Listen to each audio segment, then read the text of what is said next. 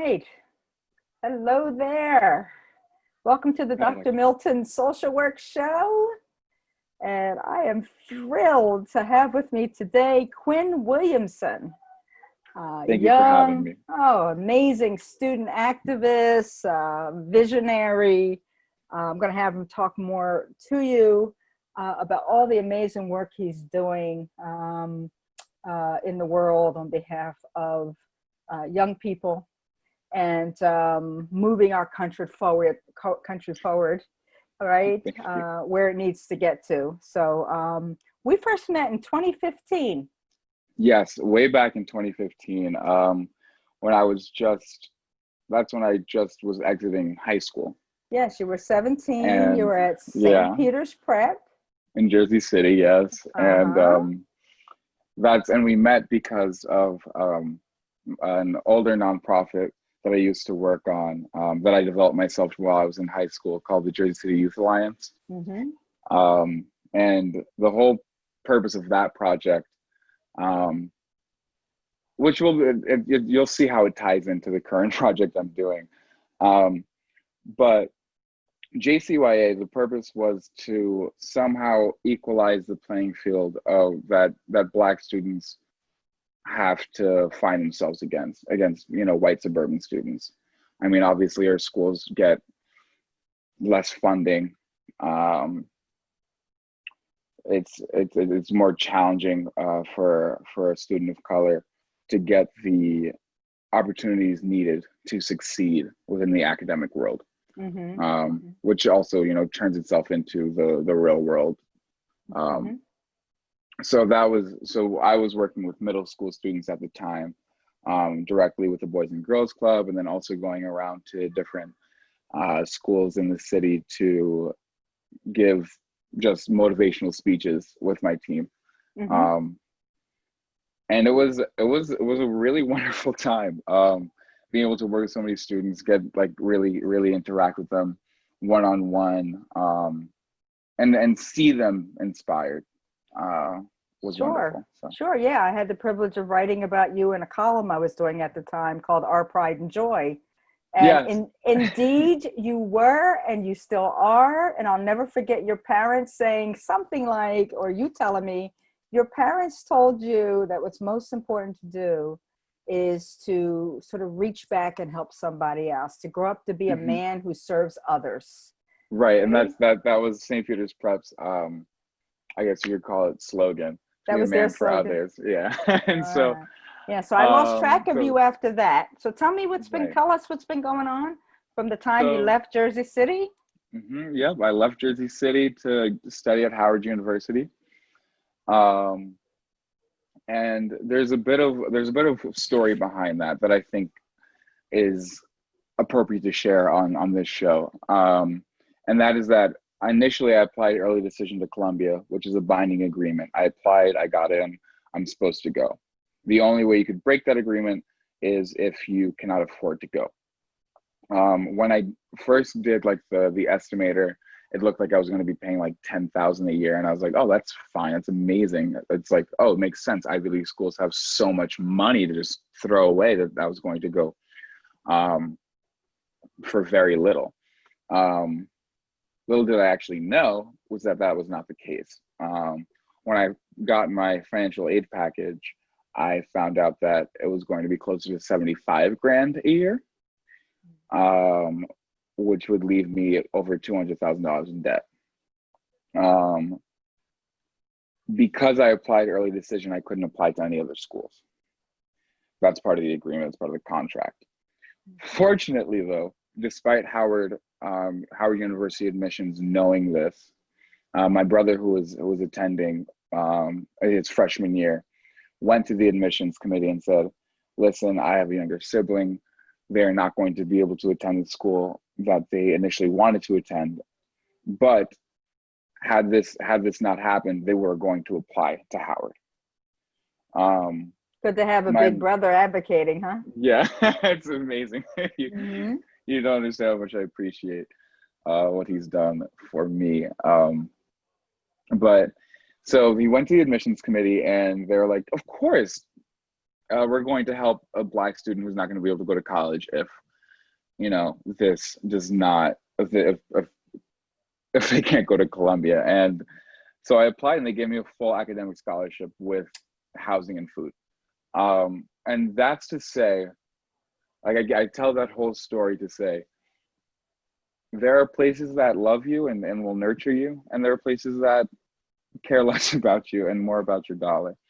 And that's to really get to the point where HBCUs are amazing, nurturing places for Black students, and I'm so glad that I really did end up going there because I did feel cared for in the end. Yeah, I've always Um, heard that about HBCUs from yeah, Black students. And right on, right? I mean, and look, yeah, they didn't take you just because you're Black. I mean, right. what was your GPA? Or I mean, I'm Well, I sure you mean, were. Come on, I did, you're one I of the did when brightest I young applied to people I ever Columbia. met.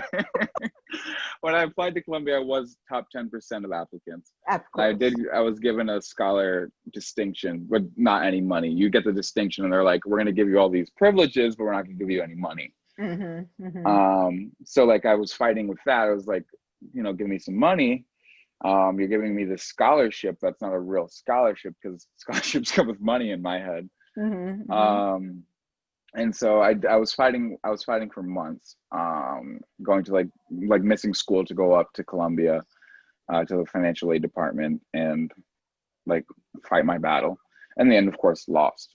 Oh, well, you Um, you went where but you I were supposed really, to be. exactly, in the end I did win. I won and I attended Howard University and I graduated near the top of my class. So there's nothing bad. No regrets. It all No, worked out the way it was supposed it to. all worked out. Did you abandon your work and your commitment to reaching back and helping other young people when you got to DC?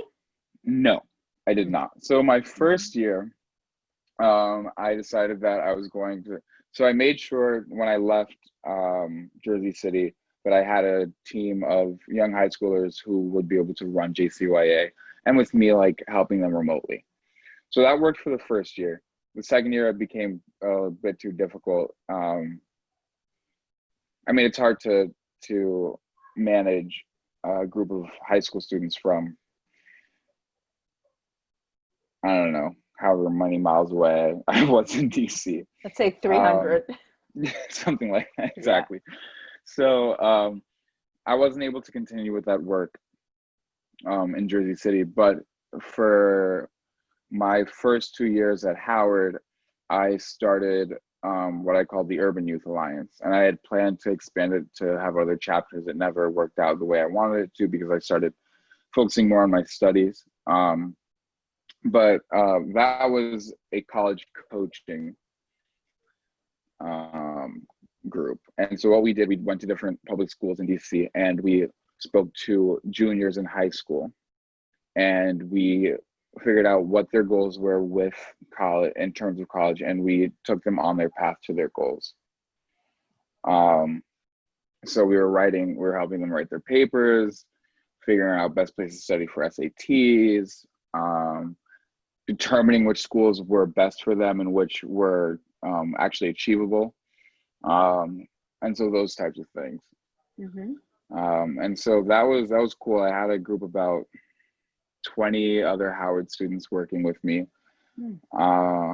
And we were just going to different schools, working one-on-one with students, trying to, again, equalize that academic barrier that I had while going to prep. I had someone who was basically a college coach, whereas even my counterparts at McNair, which is a top, high school in Jersey, did not have that same amount of time with a counselor.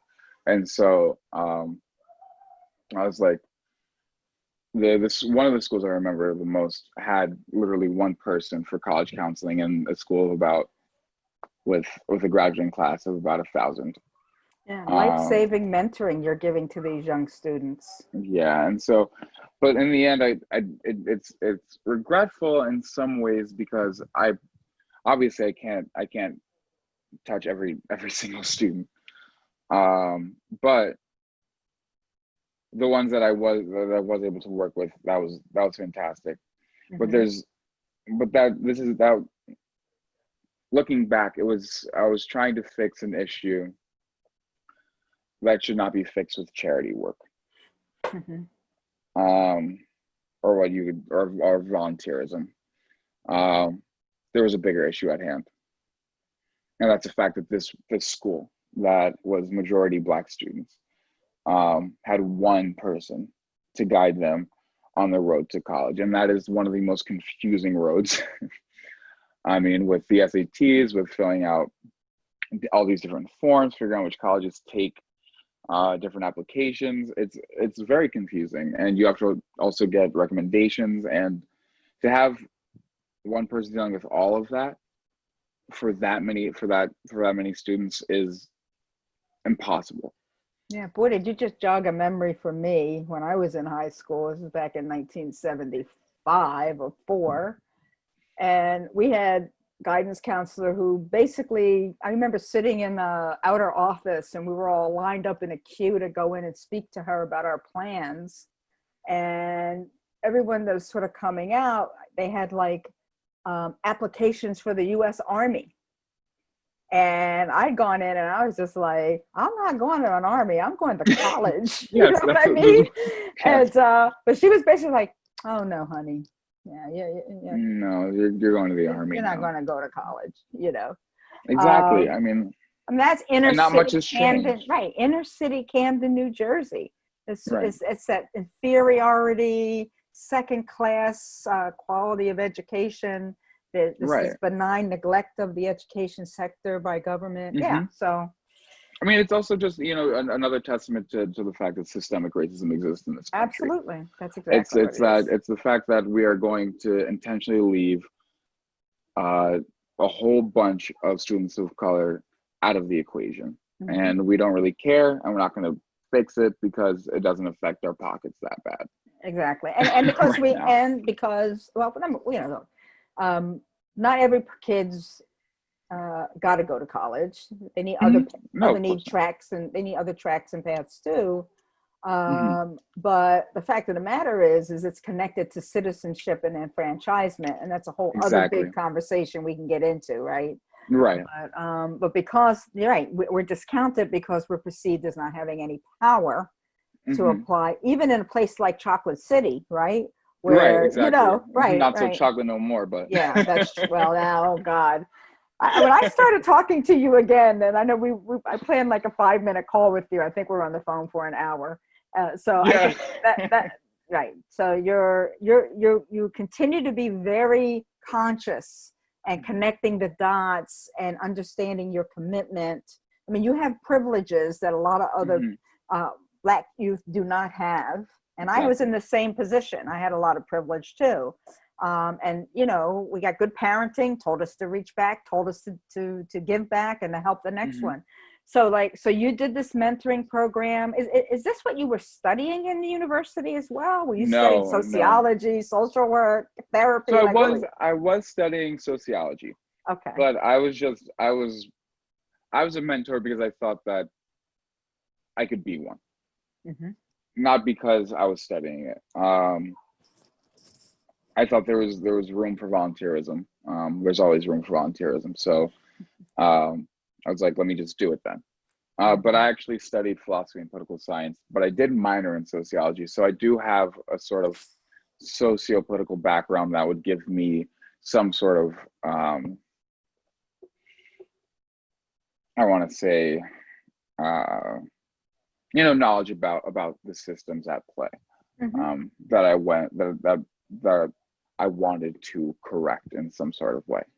Hmm. Um, and I did also, while I was doing philosophy, I wasn't obsessing over Nietzsche or Plato or Rousseau. I was working on social and political philosophy, current stuff. Hmm. Um, Hmm. so at no point during my academic career was I really focused on anything else besides the socio-political climate. And I thought that was a necessary thing to be doing. Um, I mean, I was born into an upper middle class Black family. Um, I am not going to throw that away, but I'm going to use that privilege, that class privilege that I do have, um, Because if I could be heard, perhaps because I am upper middle class, then I have a duty to make others heard. And Is that how that's you what, got the, is that how you got the germ of the idea for your new project that you're now all in yeah, on right now? Yeah, exactly. tell our viewers about this exciting stuff you're doing, how it came to be. Yeah, walk us through what you're doing. Okay, so in 2016, I started an online magazine, I was calling it at the time, called Watch That Negro. And I'll explain the name first because that's always a little bit jarring for people. So Watch That Negro comes from a lyric in one of my aunt's songs. My aunt is a house music singer. And in the song, she's, I'm not going to sing. Oh, please. But she's explaining this kind of story. She's in the club, and this guy's on the dance floor, and she's going, "Watch that Negro, watch that Negro, tell me what it is." So the point is that I'm putting a I can tip do jar better. here. I can do better. I'm gonna put a tip jar up on the screen for people here. And so the whole point behind obviously that lyric is, and actually as children we used to listen to the song. It's unreleased, but of course it's my aunt, so we get to listen to it. But as the kids, when she wrote the song, my brother and I'd be like, "Why are we watching our knees grow?" And now I've come into my adulthood, and I'm more I'm understanding more things. I was able to take that lyric that confused me back when I was maybe 5 or 6, and use it to empower people. Because Watch That Negro, the whole point of it is to say, watch us do us, learn from us. So that's where the name comes from. And the project started, like I said, in 2016. It was born out of just seeing a whole bunch of Twitter sound bites, activists on Twitter saying whatever it is that they felt in the moment, but in less than 140 characters, I think it was at the time.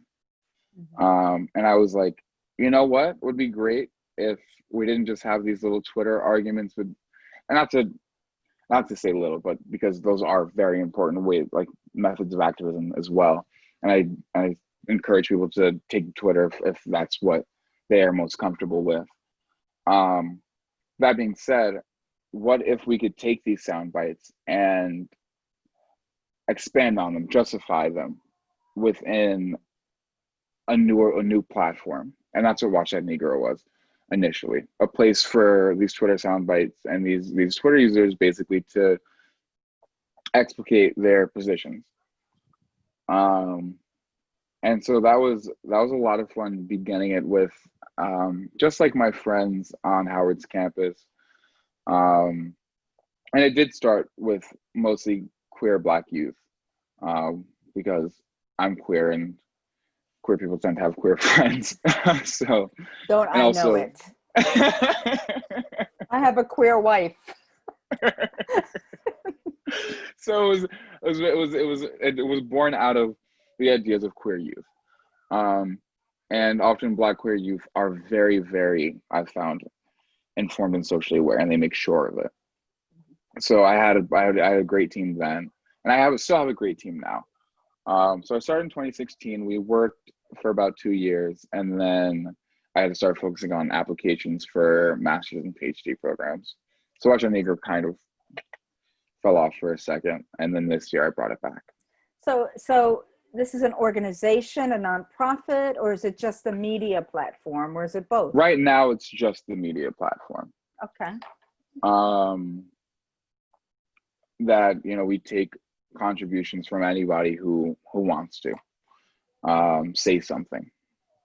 I've also done outreach to different institutions, colleges, places where I think that there are people who might have something to say but don't know where to say it or how to say it. And as the editor-in-chief, which is my title, I make sure that this, like, even if you feel like for whatever reason you maybe you don't think you're a great writer, or maybe you don't think you have the right, you don't have the privilege or the right to say something because you don't have some kind of educational background that you think is needed to say this. No, I don't. I think all that's waste. And so that's why, as editor-in-chief, I work very closely with those people who don't believe they have much to say, but really have a ton to say. And so if you don't think you have the words, or maybe you're slightly embarrassed for whatever reason, that's when I step in, and I've helped a few of our writers really put the words together, because that's what I learned to do in philosophy. Just put words together, make things logical. So I'm using my degree in that way. Yeah. So I'm glad I did end up doing philosophy, and I'm going to continue doing philosophy in my master's program. Sure, you're growing your genius. You've got me all excited, so I'm really eager to see the website. You piqued my curiosity. Yes. Mind, could you show us the website? Could you I show us sure some can. of the young people who've been making these contributions? Maybe there's a couple that you want to share with the audience, even. Yes, definitely, and I'll definitely show you the different ways that we are using Watch That Negro. So what is the website address for people? So it is watchthatnegro.com. Oh, that's easy. Okay. Super simple, yeah. So when you go to the website, you're gonna find this video that one of my friends created, which is really supposed to just be an inspirational video. I don't know if it would work on Zoom, but if we could cut.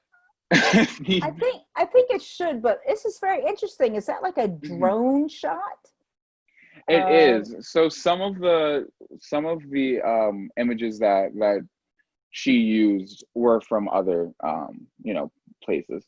So she didn't take that drone shot, but most of the images used within this, I guess you call it, promotional video, were taken by Watch That Negro team members during like 2020 protests. Okay. It's a really short video. It's 30 seconds. But I loved it so much. Wow. Should we click it? Yeah, let's see what happens. I'm game.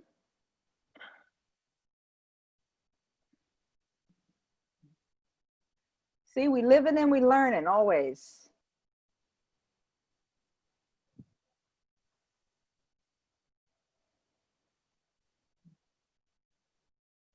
Is it just images or is there music?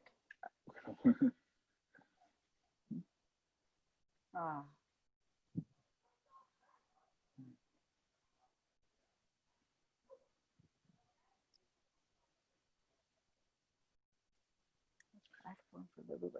So it was going to start again. I'm sorry, I could not hear you while I was playing. For whatever reason, it was only playing the music. Oh, I didn't hear any music. Oh, no. Okay, well, what's playing, it was her, H.E.R., her song I Can't Breathe that she recently released in response to, everything that's happening. All right. Well, we'll encourage people. We'll encourage people to when you to the website, and check and hear it properly. And you just continue to the website. Powerful. Yeah, I was really impressed with how that came out. So let's wait a second while this loads. Okay, so tell me about the artwork. Yes, so we have artwork on the site. So it won't show up on everybody's screens. You would have to minus out to see the artwork, but the artwork on the side are different Black artists that are just on Instagram. And so the whole point was to just line at least the sides with Black artists and Black work. So you could click on any of these images and it'll take you to their websites where you can buy their art and listen to their art. This is actually one of my very close friends who I'm hovering over, who's an amazing artist, has a fantastic voice, and his name is Enda. and we just wanted to like include, because there was a lot of space on the side, so we want to like utilize that space in a intelligent way. And I think this was a great idea that one of my team members came up with. So you work with a team of other people on the website and in your Yes. project. Yes. So we have about 10 people on the team. Mm-hmm. Ranging from people, you know, who are working on social media to people who are working on the website itself, to people who are just strictly contributors. And then also people just to, you know, give me an earful when need be, to figure out exactly the directions that we need to go in. Yeah, you got your Kamalas in the room, huh? The last one to leave the room. Of course. You can't work without her. Yeah. So then so this is the feature. So just on the homepage, we have the feature. This was written recently by one of the people in my cohort at Tufts. So I didn't mention I'll be going to Tufts philosophy MA program in the fall. Not going, I'll be doing it virtually. But Tufts was one of the schools that did send it out to the graduate student body and shared Watch That Negro with everybody. And because of that, we got this really interesting piece that was written by one of the students, where it's literally just an interview. And this is to say that there are many different forms of written word that Watch That Negro takes. So this is about this application called Black Dollar that intends to help small Black businesses during the time of the pandemic. And it's a really interesting read. I definitely encourage you to check out blackdollarapp.org, which is also linked. And if you do own a small Black business, then I encourage you even more.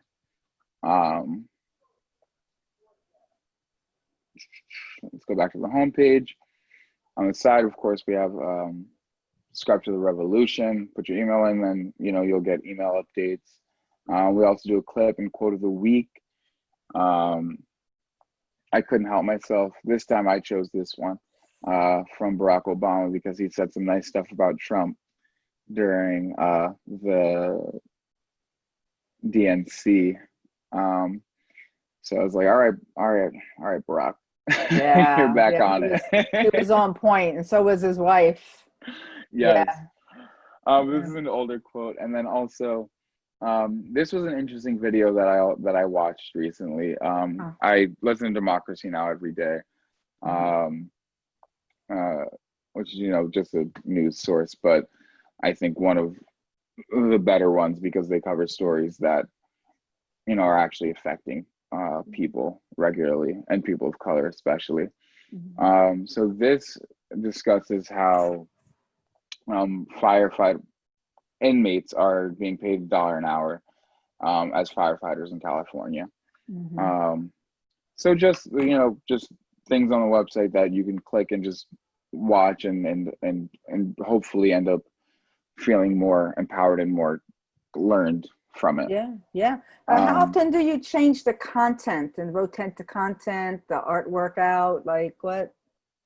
So the artwork has been up for about 2 weeks. I don't know if I'm ready to change it. I don't. So the artwork especially is like that's rotated pretty much, on a whim when I see something that really inspires me, or someone else sends me something that's really inspiring. And then so obviously the clip of the week and the quote of the week are changed weekly. Now the most important part of the website is this. Stay woke. This is where anyone can go and submit. There are guidelines here. A lot of people tend to submit poetry, and I love poetry, and I think it's a great way to get your point across. And so there are no requirements for poetry, but for the op-ed, there are a few requirements that just really just a length, minimum or maximum. Mm-hmm. Um, so Oh, then you just powerful. put your stuff right here. And this is actually an old image from 2016. A friend of mine took this image.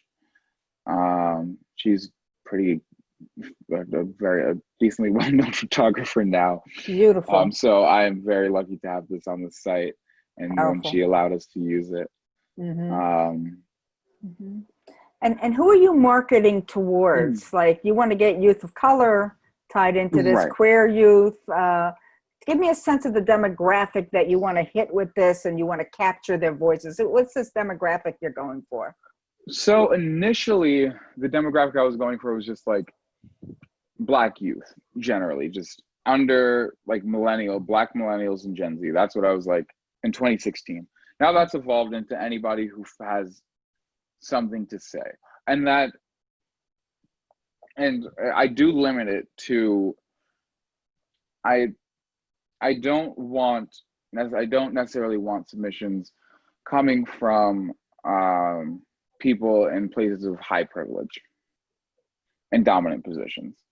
Um, so I do like a part of the requirement is that you are writing from a place of disadvantage generally.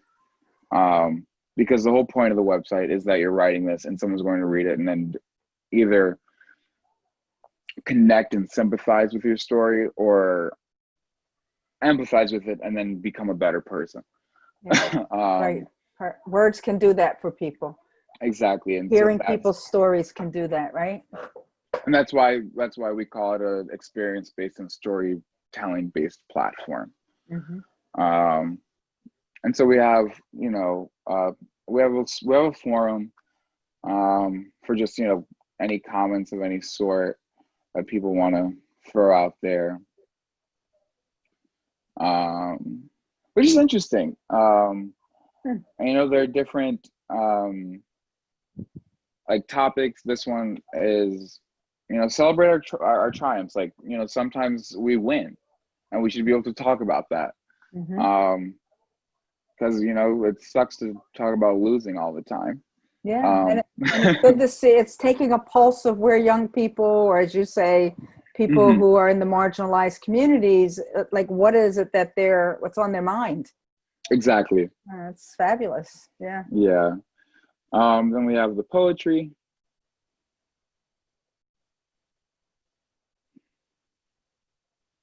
This was recently written, and so I always include and tag. So people give me as much information as they want in terms of what they want to be. Oh, I clicked it by accident. Whoopsies. Yeah, wow. But people give me as much information as they want. This was actually one of my favorites. I don't, if we have a moment to just read it. They provide the photography, or do you provide the photos? So I thought it's up to them. If they don't have a photo, Yeah. then I'll choose a photo and I'll make sure that they approve of it before I actually post it. But I thought it was beautiful. So I'm just going to go ahead and read it. Yeah. Tell me, how do you sleep? How does one sleep through the screaming of their brothers? How do police sleep on their beds, warmed by the breath of their living spouse, lulled by the calm of their quiet house? How do they sleep? Unconcerned by the lives they stole, unbothered by their brothers, the others, we, the others, with your scorn sticked on the skin. Do you know how we sleep? In the deafening silence of absence, the sawing pain of raw injustice. Your violence, our bodies, our flesh, your rule that calls for unrest, imposes strain, exhausts us. Yet we don't sleep, we can't sleep, but you do. Denying rest even in death, absorbing our strength and our breath, exhausting, you exhaust us, make empty shells of us. The sound of your siren becomes clearer, neater, invasive. I hear it in the streets, on my bed, in my head, in your world that forbids my dreams, so I can't sleep. I can't sleep. And tonight, like the other nights, my mind can't find peace. In this endless rumbling, simmering and suffocating, under the weight of my guilt, I ask, why am I here? When there's not enough air for all of us to breathe. So tell me, how do you sleep?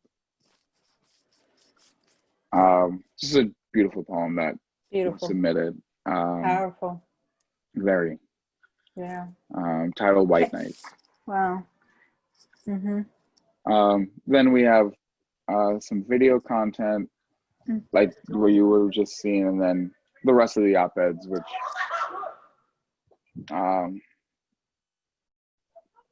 so that's the platform. We had an art therapy session, which was cool, from someone who is in an art therapy program, and then some short films. So interesting, really interesting stuff going on.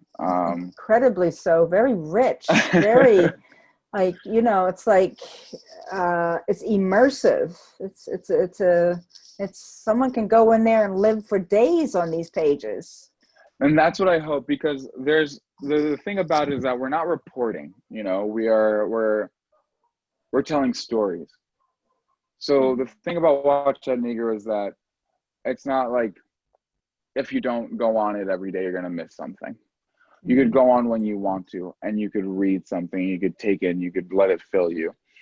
And then you go back another day and go back to something written in, I don't know, 2017, and that'll still be relevant.